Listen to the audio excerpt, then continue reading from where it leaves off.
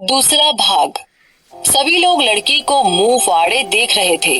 लड़की वंश को गुस्से से घूरती हुई बोली, क्या आपको किसी ने तमीज से बात करना नहीं सिखाया? एक लड़की से इस तरह बात की जाती है? वंश, तुझे बात की पड़ी है? यहाँ जान जाते जाते बची है और तब भी मैं तमीज से बात करूं। अगर कुछ हो गया होता तो? लड़की, कुछ हुआ तो नहीं ना? क्यों बेकार में किसी का टाइम वेस्ट कर रहे हो? और मेरी कोई गलती नहीं है, तुम ही बिना देखे गाड़ी चला रहे थे। वंश, ऐसा है तो तुमने साइड क्यों नहीं दी? अगर कहीं मुड़ना हो तो दुनिया में साइड देनी पड़ती है। लड़की, अब ये सब तुम मुझे समझाओगे जिसे ढंग से बात करनी भी नहीं आती, खड़ूस कहीं के। अब तक काफी भीड़ जमा हो चुकी थी, सब लोग उसे ही देख रहे थे। वंश गुस्से में, तुमने मुझे खड़ूस कहा? लड़की, नहीं, मैंने तुम्हारे भूत से कहा। भीड़ में से 2-3 लोगों की हंसने की आवाज आई। वंश ने गुस्से से उस तरफ देखा तो आवाज बंद हो गई। लड़की, ओए हेलो खड़ूस, मुझसे बात करो ना, उस तरफ क्यों देख रहे हो? वंश, अभी अगर मैं जल्दी में नहीं होता ना तो तुझे मैं बताता। वैसे भी तुझ जैसी घमंडी के मुंह कौन लगना चाहेगा? मैं सिर्फ ये कह रहा था कि ये तुम्हारा घर नहीं है कि हर जगह पापा की परी बनती फिरोगी। यहाँ पे गाड़ी उड़ नहीं सकती। वापस भीड़ में से हंसने की आवाज आती है। लड़की कुछ बोलती उससे पहले ही वहाँ पर ट्रैफिक इंस्पेक्टर आ जाते हैं और भीड़ को देखकर बोलते हैं कि यहाँ क्या हो रहा है।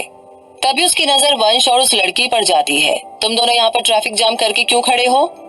वंश कुछ बोलता उससे पहले ही लड़की बोल पड़ी। लड़की मासूम सा मुंह बनाकर, देखिए ना सर, गलती इस लड़के की है और हम पर ही गुस्सा कर रहा है। एक अकेली लड़की को देखकर अक्षय कुमार बन रहा है। वंश चौंक कर उस लड़की की तरफ देखकर बोला, तुम कब से मासूम बन गई?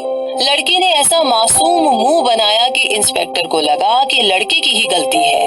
इंस्पेक्टर वंश की तरफ देखकर, देख लड़के, मैं तुझ जैसे लफंगों को अच्छी तरह जानता हूँ। लड़की को फंसाने के लिए कुछ भी कर सकते हैं। तुम जैसों को तो जेल में डाल देना चाहिए। ये देख कर वंश को और गुस्सा आ गया। वंश गुस्से में, जरा पहले मेरी बात तो सुने। आपको पता है पहले यहाँ हुआ क्या है? पहले पता करे फिर इल्जाम लगाए। लड़की को तो और मजा आ गया, वो तो ऐसा ही कुछ चाहती थी। लड़की, देखा सर, ये आपसे भी कितने गुस्से से बातें करता है। ये है ही एक नंबर का गुंडा। इंस्पेक्टर वंश की तरफ देखकर, लगता है तू ऐसे नहीं मानने वाला, तुझे जेल में ही समझाना पड़ेगा। ये बोलकर इंस्पेक्टर वंश का हाथ पकड़कर ले जाते हैं और वंश उन्हें बोलता रहता है कि मेरी बात तो सुनिए, लेकिन इंस्पेक्टर एक भी बात नहीं सुनता। लड़की भी अपनी स्कूटी चालू करती है और एक बार पीछे मुड़कर देखती है तो वंश इंस्पेक्टर के साथ बहस कर रहा होता है। उसे देखकर मन में बोलती है, इशिता नाम है मेरा, फिर मुस्कुराकर चली जाती है। लेकिन अभी थोड़ा ही आगे जाती है तभी उसे लगता है कि उसने सही किया या गलत। अगर सच में उस लड़के को कहीं जाने की जल्दी होगी तो क्या हुआ, उसको भी गुस्से से बात नहीं करनी चाहिए थी ना। लेकिन इशिता, गलती तो वैसे भी तेरी ही थी, तूने साइड ही नहीं दी थी। गुस्से में ही मैंने उस लड़के को बड़ी मुसीबत में डाल दिया। अब मुझे ही कुछ करना पड़ेगा। ये सोच के उसने स्कूटी वापस घुमा दी। इशिता उस जगह पर आती है लेकिन उसे वहाँ पर कोई नहीं दिखाई देता, ना ही इंस्पेक्टर और ना ही वंश। इशिता, कहाँ चले गए सब? इशिता ये सब सोच ही रही थी तब उसका फोन बजता है। उसने देखा तो फोन उसकी फ्रेंड नेहा का था। वो फोन उठाकर बोलती है, हाँ बोल नेहा। अबे कितनी देर लगेगी तुझे? आज पहला दिन है और आज ही लेट होगी क्या? इशिता ने घड़ी में देखा तो 10 बज गए थे। हे भगवान, मैं 5 मिनट में आती हूँ।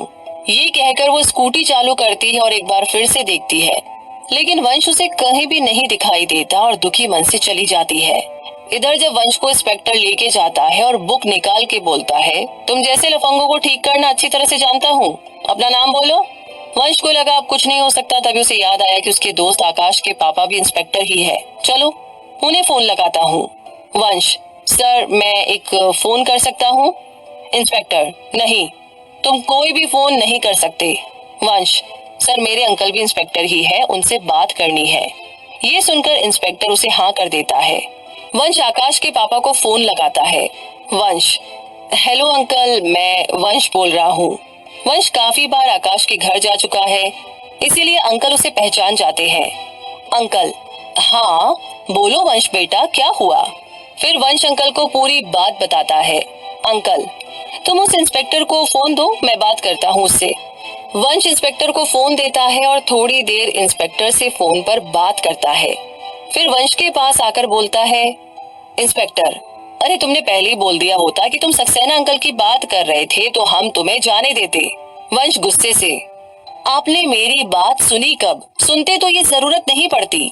इंस्पेक्टर, ठीक है अब तुम जा सकते हो। वंश थैंक यू कह के वहां से निकल गया और मन में बोला, उस लड़की के लिए यही सही होगा कि वो दूसरी बार मुझे ना मिले।